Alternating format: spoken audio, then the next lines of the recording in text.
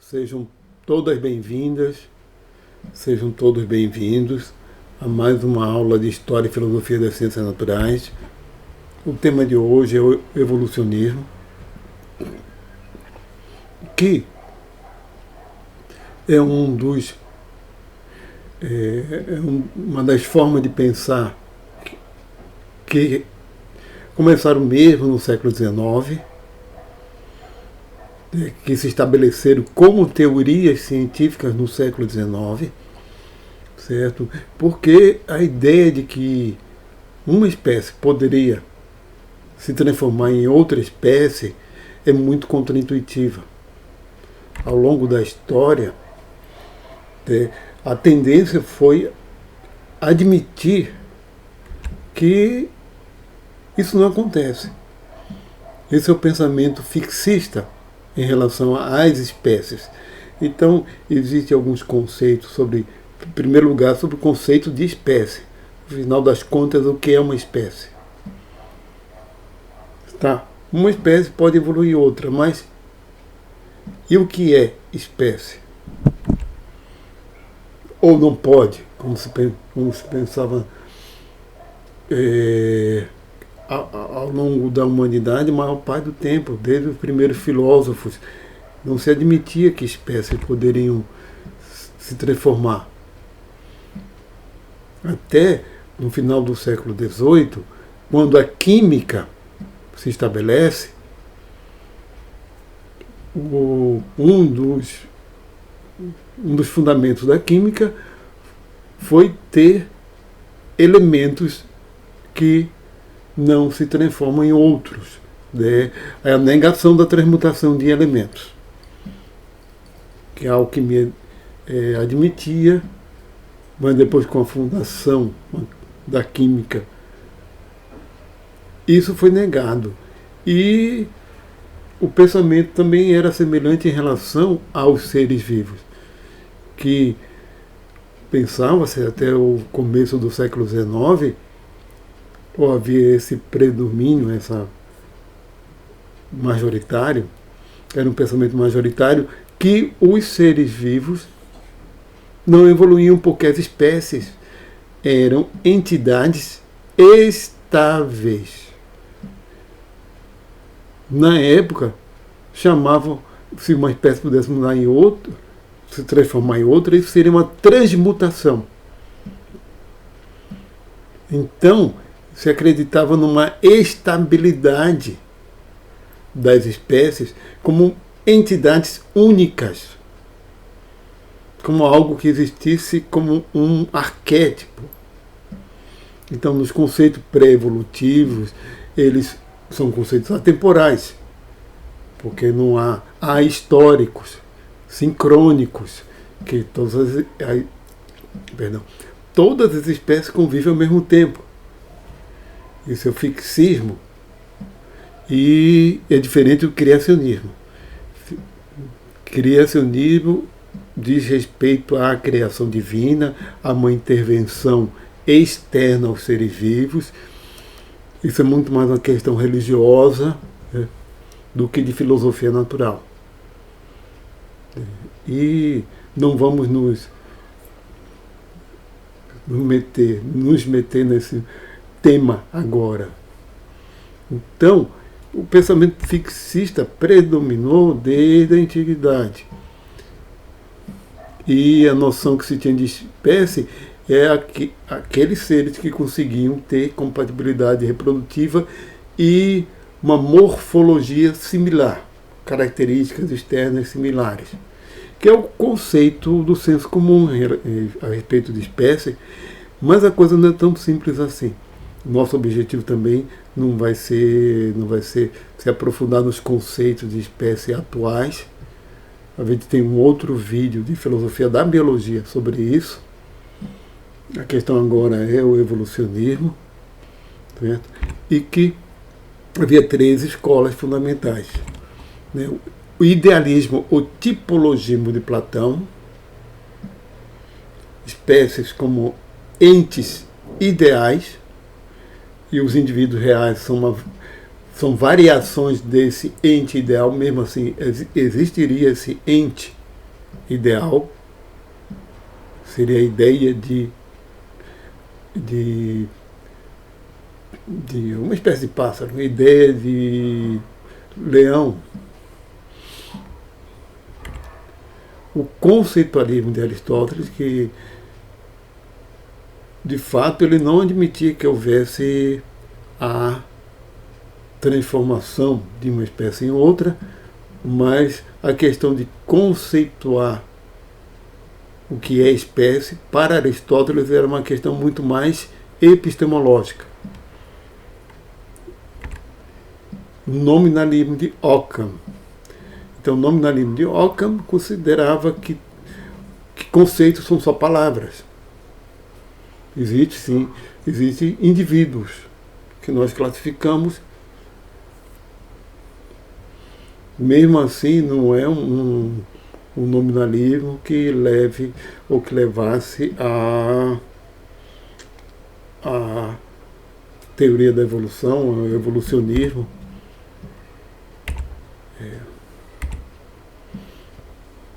O idealismo, vamos considerar que todos os membros de um táxon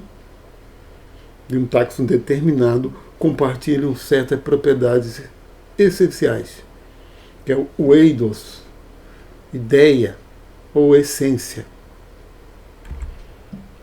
B. A espécie é definida por meio de um arquétipo, idealização ou abstração extraída de todos os que compartilham as propriedades essenciais, sendo estas propriedades aquelas coisas que são em comum entre todos os indivíduos daquela espécie. Então, se pega tudo que é em comum entre todos o que os cães têm em comum, aí nós temos o arquétipo do cão. Os membros de uma espécie são imperfeitamente semelhantes ao arquétipo. Então, variações imperfeitas. O arquétipo seria o perfeito. Perdurou até a Naturphilosophie alemã organicista do final dos séculos XVIII e XIX.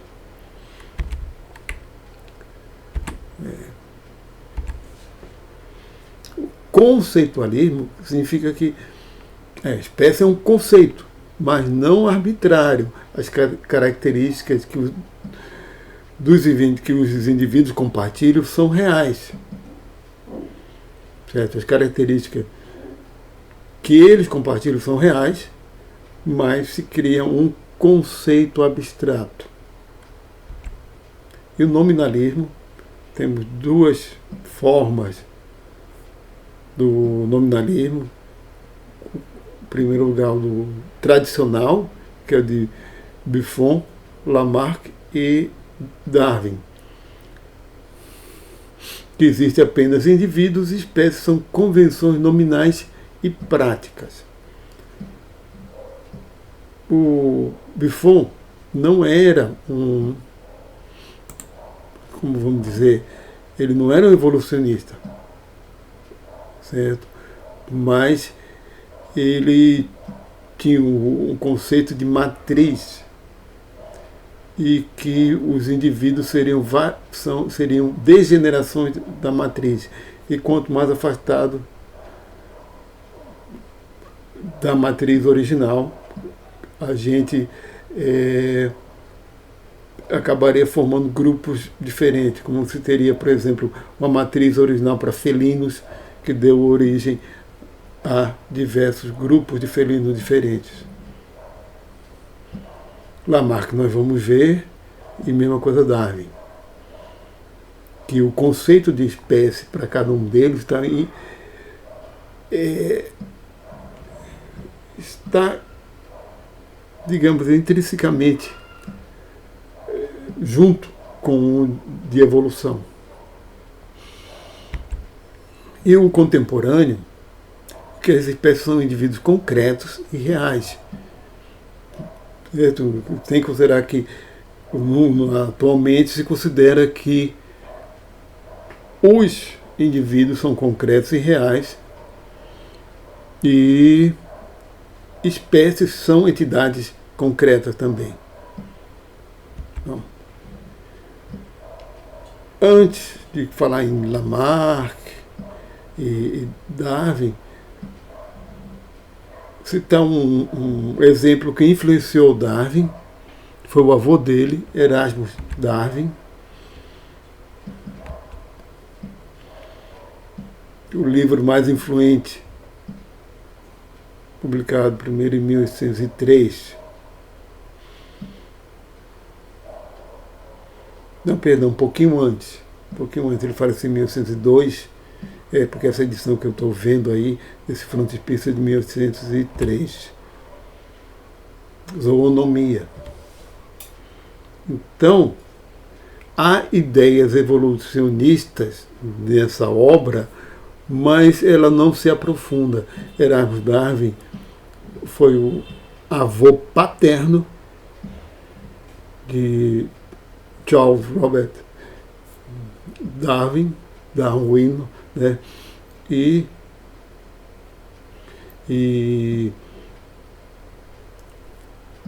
era médico e tem outras coisas. Era médico abolicionista e era amigo do que se tornou também avô, no caso o avô materno, que ele era amigo do pai, justamente do pai da pessoa que se casou com o filho dele. Os filhos de ambos se casaram, que era o Josiah Wedgwood. Bem, Lamarck, ou Jean-Baptiste Pierre-Antoine de Monet, ou Chevalier de Lamarck, ou seja, Cavaleiro de Lamarck, era um título.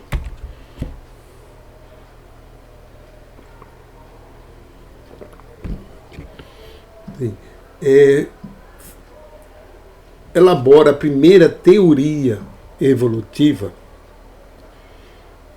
que foi amplamente divulgada, e a primeira teoria já com processos, mostrando como é que seriam os processos de evolução, etc. Ele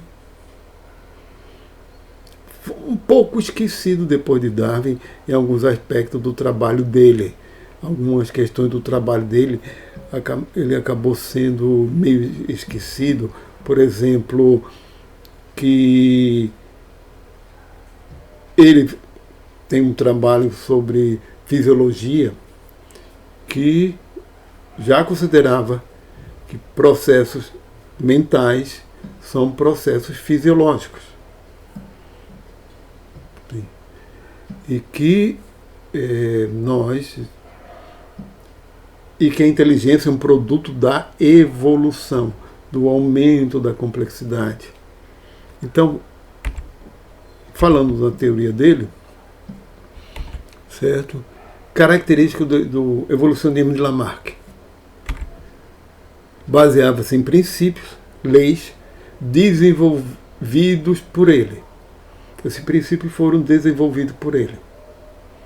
Existem alguns probleminhas epistemológicos com esse princípio, né, mas nós vamos ver que realmente elas não teriam caráter de lei científica, o caráter científico, né? Espontaneístas, geração espontânea dos organismos mais simples, faz parte da teoria da evolução a geração espontânea. Organicista, vamos explicar por quê que é organicista, e progressista. É bom explicar falando das leis que ele desenvolve, para onde está o pensamento organicista. Ele foi bastante influenciado pelo organicismo no final do século XVIII. Aliás, muita gente foi. E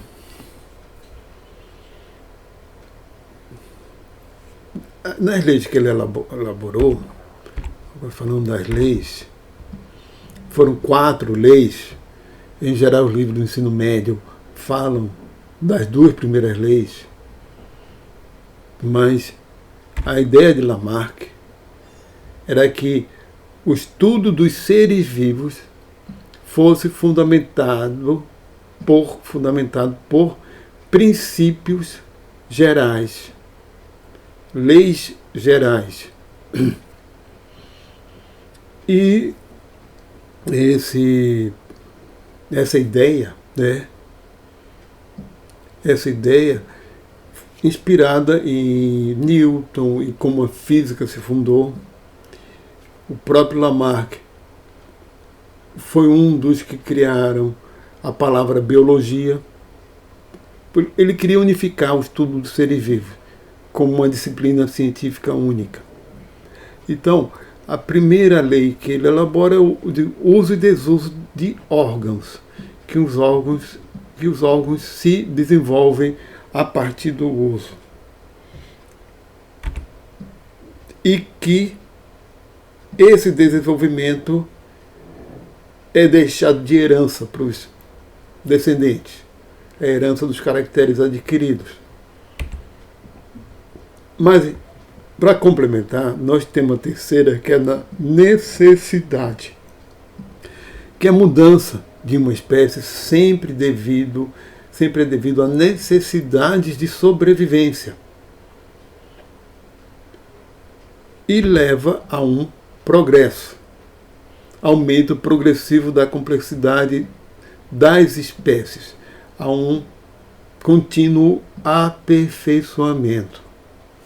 Então aí a gente pode ver o organicismo de Lamarck, citando o famoso exemplo do pescoço das girafas, que as leis da natureza se encarregam de equilibrar as mudanças, reestabelecendo a harmonia, levando à harmonia final. Esse organicismo que vê a natureza como um todo orgânico, todo harmônico. Então, se há uma mudança climática,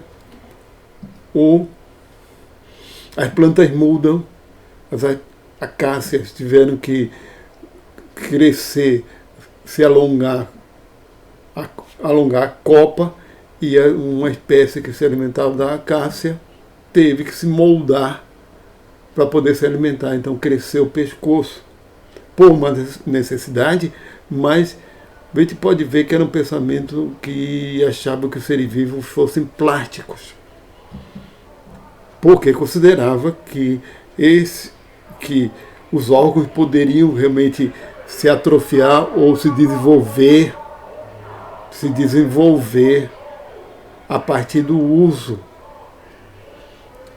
E também se pensou que era possível deixar para os seus descendentes esses caracteres adquiridos, né? Isso tudo devido à necessidade e levava sempre a um progresso. Quando a gente observa essas 4 leis dessa forma, nós podemos perceber o pensamento organicista, que ele quis elaborar uma teoria fundamentada em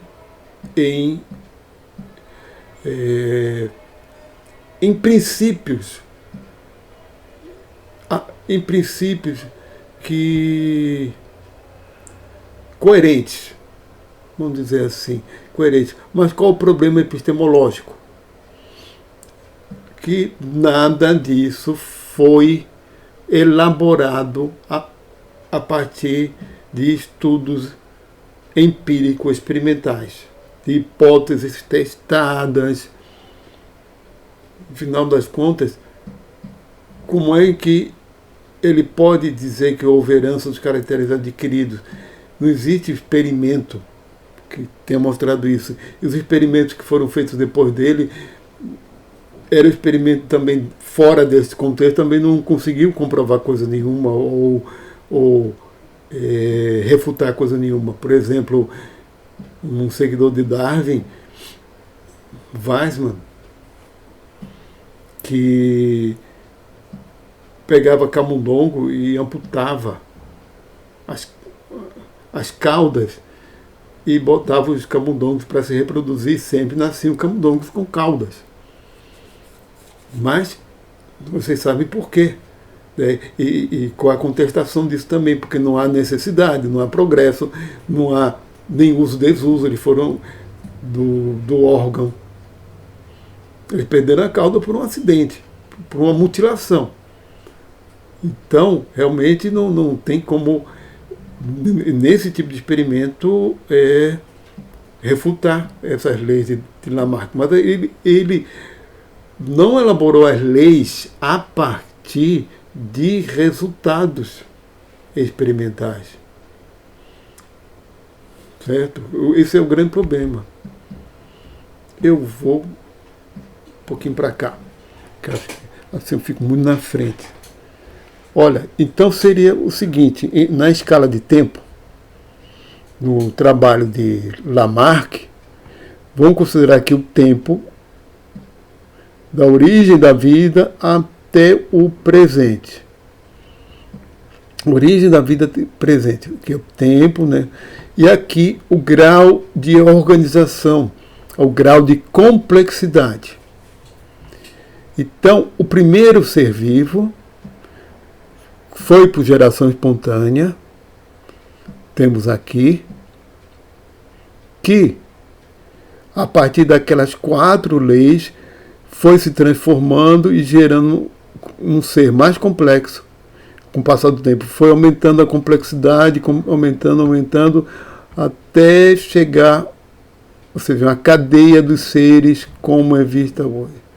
Até chegar ao ser humano, que desse ponto de vista lamarckiano, ou lamarquista, o ser humano seria o ser mais evoluído. É um sentido que a gente usa até hoje em dia, né? Evoluído no sentido de ser o mais melhorado, o mais complexo, que não é um sentido darwinista. Certo? E com o tempo continuavam surgindo os seres unicelulares. Até o presente momento, eles continuam surgindo e os descendentes dele vão evoluir inevitavelmente, de acordo com Lamarck, vão evoluir inevitavelmente, de acordo com Lamarck, para indivíduos cada vez mais complexos até chegar. Por exemplo, os que pegaram uma linha evolutiva pouco posterior ao do ser humano, pode estar no nível aqui de um primata inferior, de um primata. Ou seja, seria, de acordo com a teoria de Lamarck, só uma questão de tempo para que o primatas evoluem, outros primatas, o chimpanzé, evolua para um ser tão evoluído quanto o ser humano, não necessariamente a mesma espécie. Não necessariamente a mesma espécie. E você pode perceber que isso é até um pensamento intuitivo em relação ao progresso. As leis de progresso, essa é a ideia progressista da evolução de Lamarck, é até intuitiva. Hoje em dia é uma grande confusão que se faz de gente que está no ensino médio, que termina, é que a evolução tem um sentido de progredir. Ou seja, quer dizer que se o chimpanzé, com o tempo, ele poderia progredir para chegar ao nosso nível, ou de uma espécie tão inteligente quanto, por exemplo. Né? De Darwin não é nada disso. No caso da evolução darwiniana não temos nada disso, né?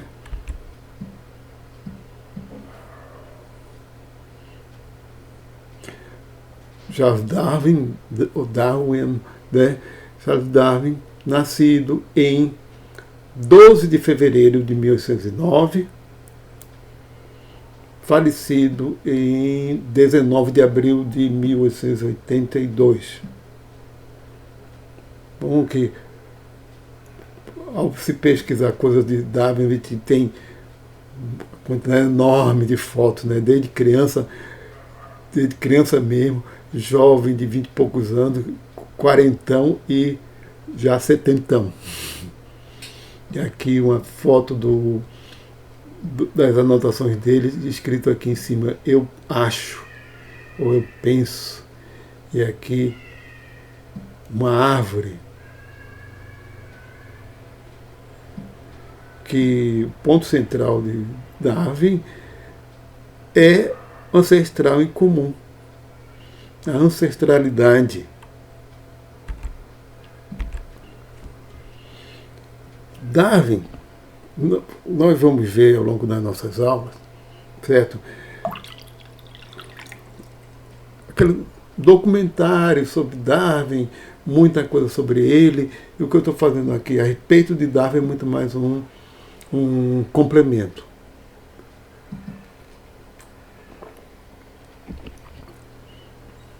O Darwin tinha acabado de se formar em Cambridge, em teologia, por incrível que pareça, mas ele não tinha vocação para medicina. O avô médico, o pai médico, ele foi estudar medicina em Edimburgo e não aguentou. Não aguentou porque não aguentou a primeira aula de cirurgia que ele viu, foi para nunca mais. Ele não tinha temperamento para suportar a prática médica da época, que era tinha que ter muito estômago, né? E acabou indo fazer o curso de teologia, mas no curso de teologia da época havia muita história natural. E desde criança, desde a infância, se interessava por colecionar besouros, por história natural, pelo contato com a natureza. E ele teve professores da área de história natural que influenciaram. Vocês vão ver no documentário. Então, o que aconteceu é que um pouco antes desse navio, Her Majesty Ship Beagle, o navio de Sua Majestade Beagle, de sair numa expedição, o capitão, que é o Robert Fitzroy, estava precisando de um companheiro, de um aristocrata que o acompanhasse na expedição, e seria melhor se fosse um naturalista, porque se também se teria a oportunidade de fazer estudos de história natural. Então, o navio saiu da Inglaterra em dezembro de 1831 e só voltou em outubro de 1836. Foi uma viagem bastante demorada, porque foi uma circunnavegação, certo? Foi uma circunnavegação essa viagem. Então ele tinha acabado de sair, ele tinha 22 anos. E esses anos foram os anos que realmente formaram o naturalista. Realmente nessa viagem ele se torna naturalista, tanto é que quando ele voltou ele já era uma celebridade, porque as coleções, os relatos que ele fazia, que ele já tinha mandado para Londres durante a viagem, já tinha dado a ele notoriedade. Porque tem um percurso que começa aqui na América do Sul, né, que começa Salvador, Rio de Janeiro, e Argentina, terra do fogo, depois Chile, atravessa o Pacífico, que mais ou menos tem a foto, vai aqui para Valparaíso, teve Olha, nessa viagem tem vários momentos que acabaram influenciando muito do pensamento dele. O contato com, em primeiro lugar, aqui, o contato com com, com a natureza de ambientes tropicais. Outra coisa, o contato com populações nativas. Como ele ter ficado horrorizado com a escravidão. E a reação dele não foi achar que os escravos eram inferiores, foi muito pelo contrário. Mesma coisa com populações nativas de todos os lugares, como da Terra do Fogo, etc., do Pacífico, da África, que foi aqui na África do Sul. De todo o percurso, ele, na parte de populações nativas, ele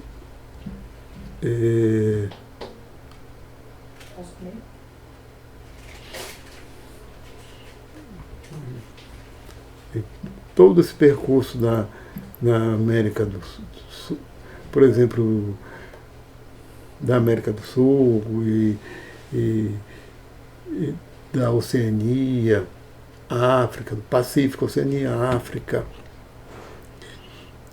Ele teve contato com nativos, com população não europeia e jamais ele se sentia como europeu um superior. Ele sentia que eram pessoas. E muito do pensamento abolicionista de Darwin diz respeito à ideia do ancestral em comum. Se todos os seres humanos têm um ancestral em comum, todos somos irmãos, descendentes de uma mesma pessoa, por mais que haja variações. E quanto à parte da natureza, a natureza tropical, depois ambientes totalmente diferentes, como deserto. Ele, de Valparaíso, foi para Santiago, e de Santiago, numa excursão, atravessa os Andes, chega a Mendoza, na Argentina, e retorna. Isso levou coisa de 3 meses. E viu, a 4.000 metros de altitude, ele viu fósseis marinhos. E ele tinha bastante conhecimento de geologia. Uma coisa também importante, que já é mais famoso, a fauna de Galápagos. Também foi decisiva. Esse episódio aqui, ele vendo fósseis marinhos a 4.000 metros de altitude nos Andes, não é tão famoso quanto o de Galápagos. Mas ao longo de todo o trajeto ele teve vários contatos que o inspiraram a elaborar a teoria da evolução. Que também o inspiraram e ele... Acho que estou divagando um pouquinho, mas vamos lá.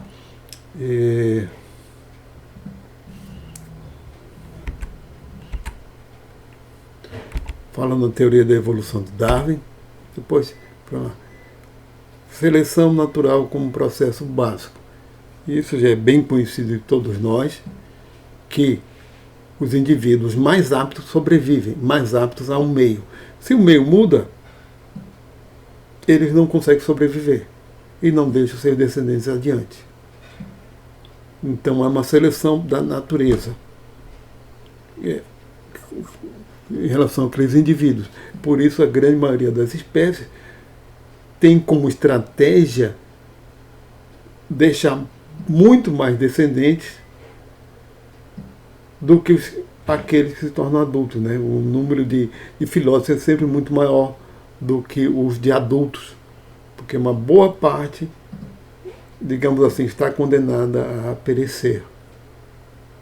Certo? Número de ovos, sempre de processo de reprodução, como número de semente, é sempre muito maior do que o das plantas adultas, e assim vai. Então, há um processo de seleção, e esse processo é a base da teoria da evolução, porque só os mais aptos conseguem chegar à idade adulta e se reproduzir. Então, outro ponto é a ancestralidade em comum. Todas as espécies de ser humano tiveram um ancestral em comum, que por sua vez, como primatas, tivemos um primata em comum a todos os outros primatas. Esse, por sua vez, teve o primeiro mamífero, o primeiro vertebrado. Quanto mais afastados, né, vai se encontrando o primeiro, o ancestral em comum em relação àquele grupo. Tanto é que nós temos o que é o chamado LUCA, Last Universal Common Ancestor, o último ancestral universal em comum. Seria a primeira espécie viva, primeiro ser vivo. Variabilidade entre indivíduos como impulsionador da evolução.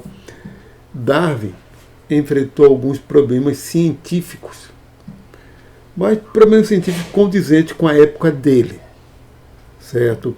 Nós não... Eram problemas plausíveis para a época dele, e o primeiro grande problema é hereditariedade, que não se tinha um modelo de hereditariedade, uma teoria adequada. Certo? Não se tinha uma teoria adequada. Nós vamos discutir isso na próxima aula. As ideias de hereditariedade, etc. Isso é para a próxima aula, não é para agora. Quais os problemas científicos que Darwin enfrentou, certo? Isso não é agora. Uma outra coisa foi o tempo de existência da Terra e o tempo de existência dos seres vivos. Também era uma lacuna muito grande. Que eu não vou entrar nas questões religiosas, e sim nos problemas científicos que a teoria dele sofreu naquela época. Século XX também é outra história. É outra história porque a grande síntese realmente já leva em conta a genética, já leva em conta que existe mutação e outras coisas, já leva em conta o conhecimento de geologia do século XX. Então, que no caso de Darwin, é que não existe um ser vivo igual ao outro. E essa variabilidade, junto com a seleção, é que, com o passar do tempo e das gerações, porque Darwin era adepto do gradualismo, que essas mudanças eram graduais e constantes. Isso é inspirado no gradualismo geológico de Lyell, que era um autor que ele leu, que ele levou o livro de Charles Lyell, de Geologia na Viagem. E, pelo que ele observou de geologia, fez com que ele fosse um adepto da ideia de que haja mudanças geológicas graduais, que sejam sempre, devagar e sempre. Mesma coisa ele aceitava em relação aos seres vivos, que com o tempo essas variações iam se acumulando e indivíduos cada vez mais distantes acabariam por gerar espécies diferentes. Isso acabaria gerando espécies diferentes, a partir, depois de muitas gerações. Então, comparando, coloquei essa lógica para comparar Lamarck e Darwin em relação ao conceito de espécies. Em caso de Lamarck, temos Lamarck, o papel do tempo, espécie como produto do contexto. Muda-se o ambiente, ou seja, o contexto que é a história e a geografia do lugar. Muda-se o ambiente, a espécie se transforma para se adequar a esse ambiente. Então, Lamarck é nominalista, que não existe espécies de verdade. Sim, mas os indivíduos se mudam de acordo com o ambiente, com esse contexto. E em Darwin, nós temos a ancestralidade em comum. Não existe espécies reais, e sim individualidade, é nominalismo, e variedade, um espectro contínuo, gradualismo. Quanto mais longe do ancestral comum, maior a variação. Quer dizer que temos um ancestral em comum, que foi deixando descendentes, e eles foram variando, e quanto mais afastado desse ancestral em comum, certo, maior vai ser a variação e a diferença entre eles. Então, o ancestral em comum entre todos os seres humanos, para cá, ainda não há uma variação para gerar espécies diferentes, mas entre um primeiro primata e nós, sim. Aí já houve variações que gerou espécies diferentes. Então a questão aí é de quando é esse ancestral em comum. Quando é nesse grupo estudado. Que não existe espécies, existem só indivíduos. Que, por exemplo, que no nosso caso, uma espécie como o ser humano, a gente compartilha um ancestral em comum com todos os seres humanos. Aí mantemos ainda o grau de proximidade que permite a reprodução, que não há incompatibilidade reprodutiva. Nossa bibliografia, muita coisa do evolucionismo, de questão da origem da genética, como é da genética, vai ser nas próximas aulas.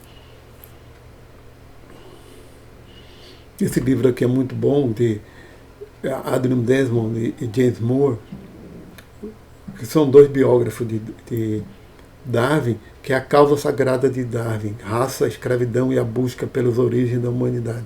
Fala muita coisa. Esse livro ele é muito detalhado de como eram as relações familiares entre os Darwins e os Wedgwood, que eram famílias abolicionistas, tanto do pai dele quanto da mãe eram famílias abolicionistas, que o avô dele, os avós, o Josiah Wedgwood e o Erasmus Darwin, tinham militância política a favor da abolição. No século XVIII, no final do século XVIII, eles já tinham essa militância política e de campanhas. E assim a família toda dele. Né? E fala desses. É extremamente variado, ou digamos assim, detalhado, esse livro.